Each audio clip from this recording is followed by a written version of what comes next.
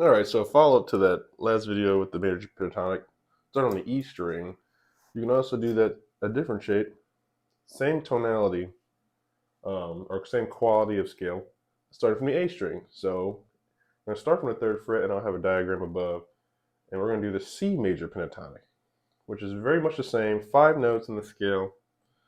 You got the 1st, the 2nd, the 3rd, the 5th, the 6th, and then back to the root, which is going to be your 1.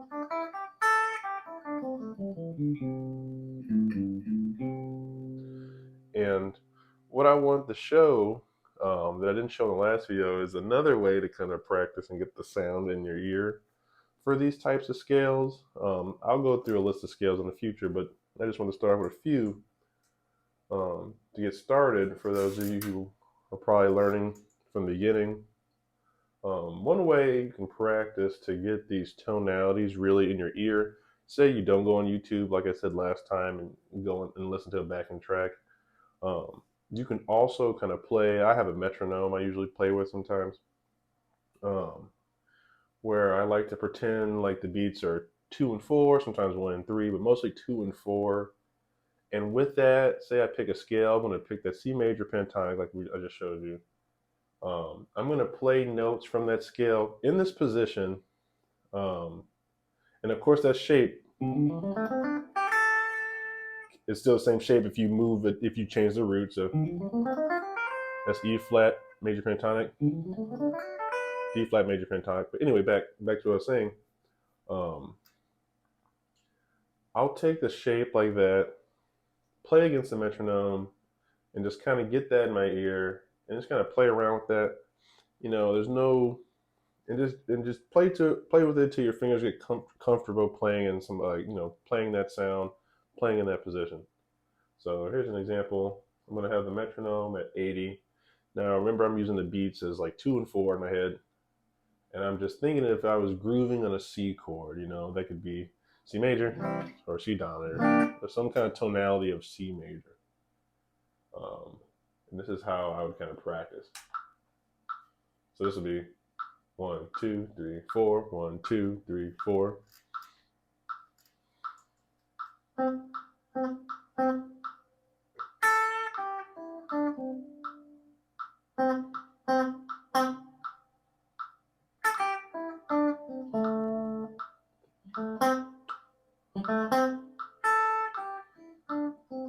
That's all notes from that shape.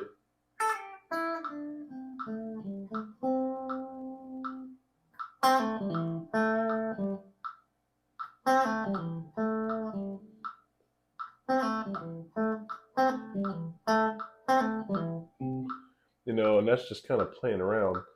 And sometimes, you gotta get your ear for it, but you could even kind of think of the note that you're playing and maybe even try approaching it from a half step below, because they can kind of give it a nice walk up sound.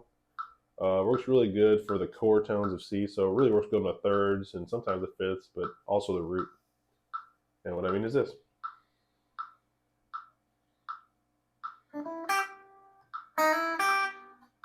It's right there.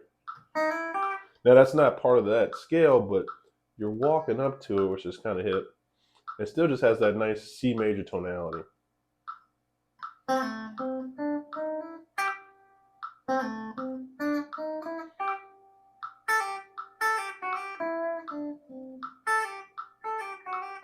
Now, if you see in that one, I'm coming from landing on this G right here on the E string, and I'm sliding back up to it.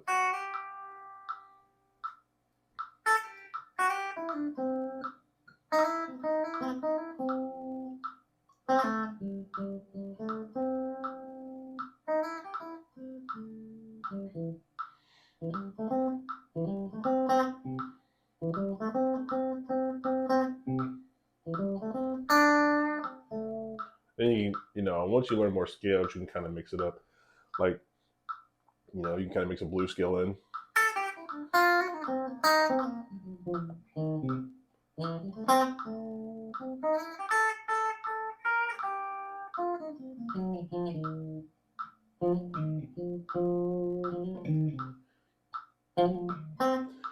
But anyway, when you're playing stuff like that, don't think about staying so stagnant where you're like, yourself up. That's why I start with these pentatonic shapes, because if you're doing the regular major, natural minor, of course you'll have more notes that are in that. But at least the pentatonic gives you a starting point with less notes in the beginning, where you can just kind of at least work at your own pace to hear the sound in your ear. I mean,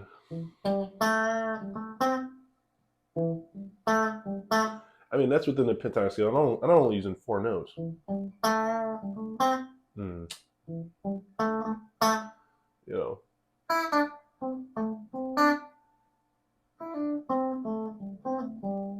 And then feel free to kind of jump around. Don't be so. You don't want to sound so scalar. It's not really freeing. Now you can do that when you start runs and stuff.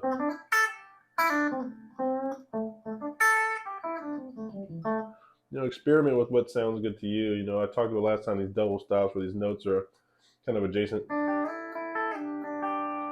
You see something like that, kind of grab it and do a double stop.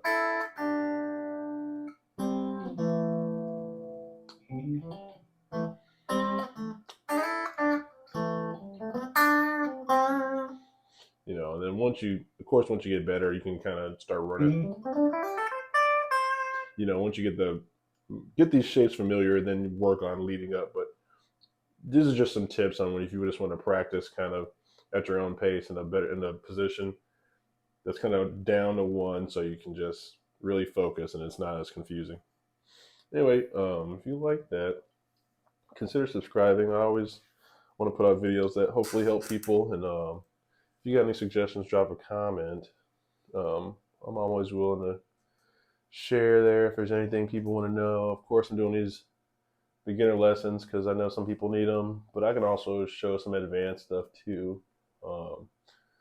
But yeah, anyway, thanks for watching.